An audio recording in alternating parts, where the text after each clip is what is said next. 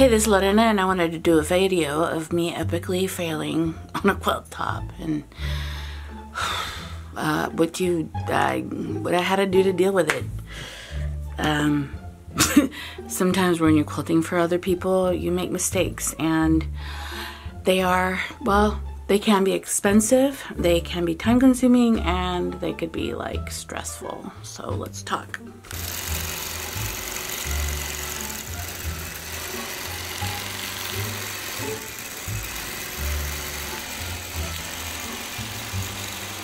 You know, it just got mixed up because I was putting leaders on all 4 of the quilts that she brought me. I also had at the time probably like 18 quilts to do.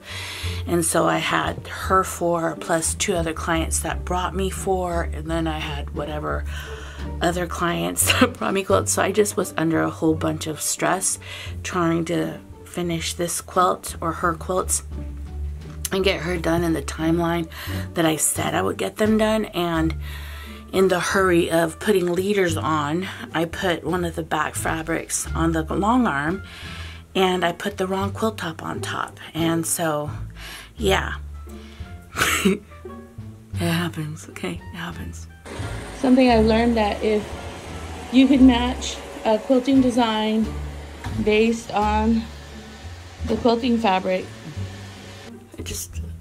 On that baby quilt, I put a purple back fabric that belonged to another quilt, and when I was gonna work on that other quilt, I realized what I did.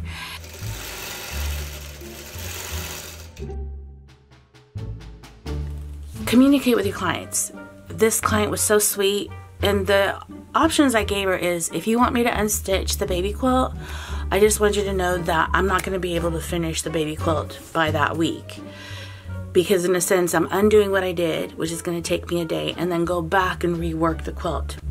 I also gave her another option, is I had this minky back fabric, and I offered it to her in replacement of that Joann's purple fabric. The baby quilt that I messed up, I offered her that quilt for free. You know when Liar was like brushing his teeth and said, "I had better," I was like, I thought I was a professional. You'd make dumb mistakes like this, and anyway, I was very frustrated with myself for several days because it's not that I've had better, I've done better. You know what I mean? I've done better. But that's what the quilt looks like. I went ahead and tacked her down. I'm gonna have to change the thread, change the bobbin, and get her going. So the bobbin, the thread that I really am really liking, this is like Joann thread. Don't cross your eyes. And I have quilted, and I'm putting this quilt on the horizontal because it is minky. So we're gonna be doing butterflies on her. So, but I've done better. I've done better. I've had better days, you know what I mean? I used the back fabric for this quilt. It was a dark, rich purple. But we're gonna put minky on her, a real beautiful minky.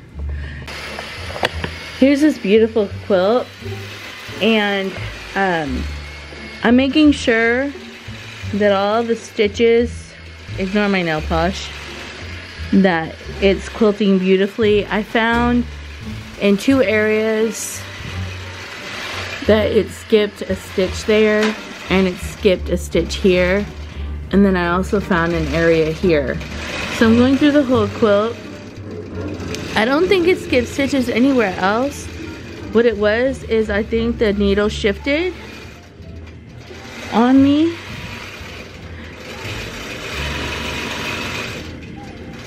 And I think I also had the pickup bar angle too high. Look how beautiful that minky looks.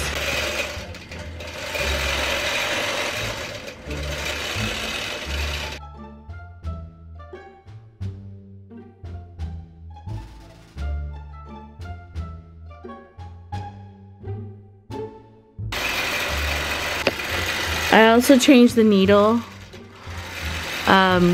I have 2 different types of needles. I have this type of needle that has a gold tip. And I did too a t-shirt quilt, and I think maybe it was dulled out, and so I had to change the needle. And I'm checking. Nope, that's a beautiful stitch.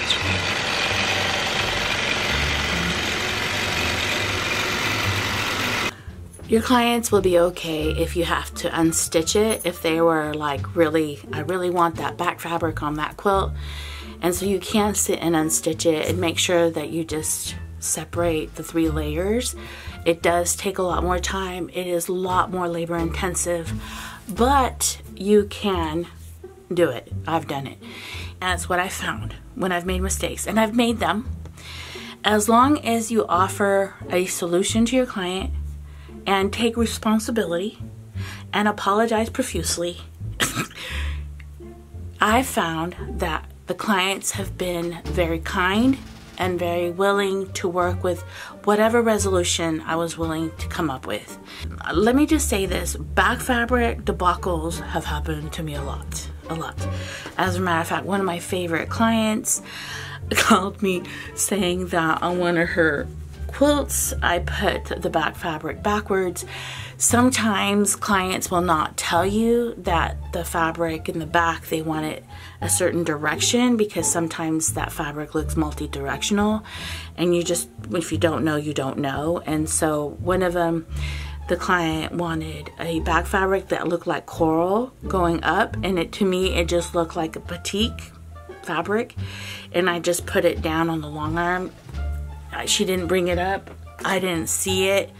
I didn't know there was a specific direction, and she called me and told me that I put the fabric backwards, and I apologized profusely. I offered that I would take the quilt back and unstitch it and requilt it if she wanted me to. If you're kind and generous to your clients, I have found that your clients will be kind and generous and merciful to you too. While I'm working, I am also, ignore that, that's back fabric that I was going to use for a quilt for myself. I am getting all the quilts ready. I have about, right there, about 6 quilts that I'm getting ready on top of this 7th one that I'm quilting. While I'm working, I'm winding the bobbin. That's why I have 2 winders. Winding the bobbins for 2 different quilts and getting leaders on the back fabric on the quilts. These 4 are ready, and I have 1 more quilt to put the back fabric on. And she's kind of hard to deal with. I need to take her downstairs. She wants to eat my carpet, which I wanted a puppy. It's not like she doesn't want to play with her toys, right? She has 2 toys, but she wants to eat up my bag. Great. That was a back fabric that I needed to fold. It's for a quilt that I wanted, a quilt that would be one of mine. I had leaders on it, but right now I got a lot of work I need to get done, so I wanted to get my clients' quilts going. I appreciate you watching, and look, I finished. So, all right. Well, I'm sorry. I think I'm burning out, but I'm trying to get back in the rhythm of it. I really am, but I'm dealing with massive burnout, but it's gonna be okay. I love you. Bye.